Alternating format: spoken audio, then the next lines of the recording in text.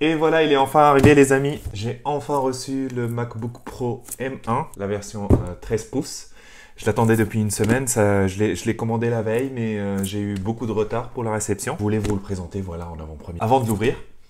Et je suis, mais alors, super excité par cet ordinateur, par toutes les capacités qu'il promet. Donc pour rappel, hein, le MacBook Pro M1, c'est un MacBook avec un nouveau processeur. Donc il ne dépend plus du processeur Intel. C'est un processeur ARM, c'est-à-dire que l'ordinateur va contenir une chip, du coup la chip M1, qui va associer à la fois processeur, carte graphique, mémoire RAM, gestionnaire de disque dur et ils promettent des performances vraiment élevées, une batterie qui tient 2 fois plus longtemps que les anciennes versions d'Apple. Moi, c'est la première fois que j'achète un MacBook. J'étais sur Windows principalement et du coup, j'ai super hâte de découvrir. Alors moi, j'ai pris la version 16 Go de mémoire, 512 Go de disque dur. Bon, les 512 Go de disque dur, c'est dommage que ce ne soit pas fourni de base. Là, on est à une version de base à 256 Go.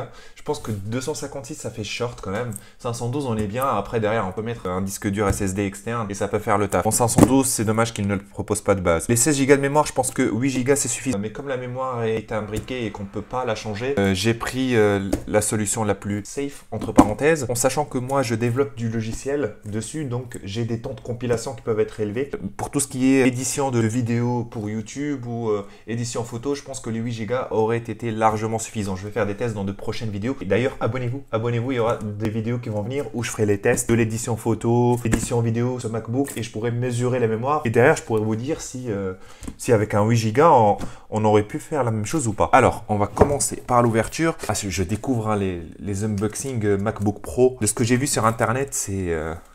Oula, ok. Est-ce qu'on va avoir besoin d'un couteau? On dirait que non, hein.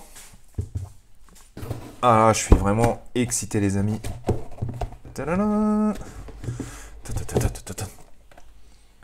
Et voilà, là tout de suite, on a un aperçu sur la bête, les petits logos Apple, hein, comme toujours. Hop, ça permet.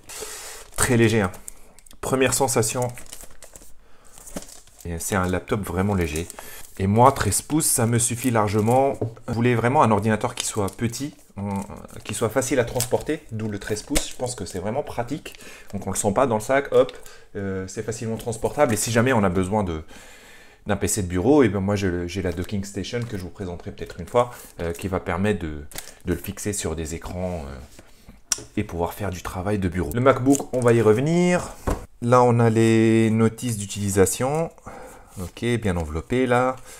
Ah, petite surprise, il y a 2 logos Apple. Ça, c'est super sympa. Alors, le câble, hein, bien packagé, hein, packaging Apple, franchement, nickel. Et on a la prise. Je découvre aussi, hein, ça aussi, je découvre.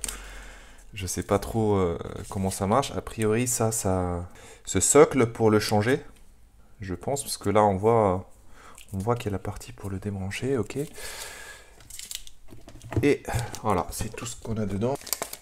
Il y a encore un petit film transparent qu'on peut enlever. Oh là là là. Ah, la finition du MacBook Pro, les amis, c'est incroyable.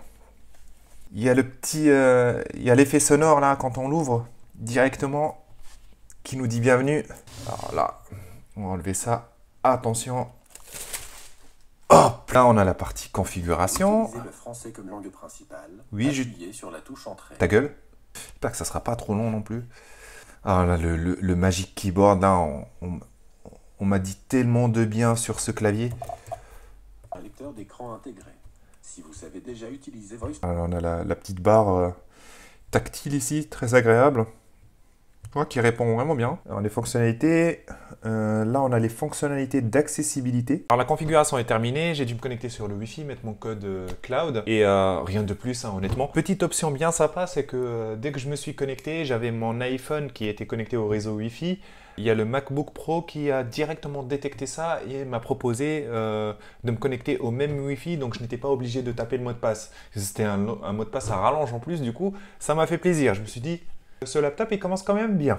Alors, je suis surtout vraiment très impressionné par la qualité de ce clavier. La sensation quand on écrit, c'est juste pas possible.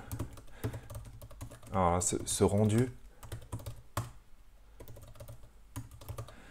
C'est juste incroyable. Et on a aussi la touch bar là qui permet de modifier les options via le tactile aussi. Ça, c'est vraiment très agréable.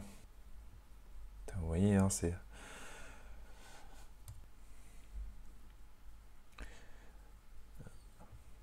Donc, vous voyez, hein, c'est vraiment un clavier, pour le coup, intelligent. Pour vous donner une idée, j'ai installé Final Cut Pro dessus. L'installation, c'est une appli de 3 Go et demi. L'installation a mis moins de 10 secondes. Je crois l'installation a mis 8 secondes pour une application de 3 Go et demi, ce qui est juste impressionnant. L'ordinateur, on est obligé de faire les mises à jour des applications et les mises à jour ne voulaient pas se lancer. Donc je me suis dit qu'est-ce qui se passe? J'ai dû regarder sur internet et une fois que l'ordinateur est lancé, il faut le redémarrer une fois. Et une fois qu'on l'a redémarré, là on se reconnecte de nouveau. Et à ce moment-là, on peut mettre à jour les applications via l'Apple Store. Et voilà les amis, nous arrivons au bout de cette vidéo. J'espère que vous avez apprécié. En tout cas, de nouvelles vidéos vont venir. C'est pour ça que je vous demande de vous abonner, où je vais tester encore plus ce MacBook Pro. Je vais tester des applications, la performance, comme je vous ai dit tout à l'heure. Je vais faire beaucoup de tests et je vais les partager avec vous. Donc abonnez-vous pour ne pas rater ces vidéos. Et je vous dis à la prochaine fois. Au revoir.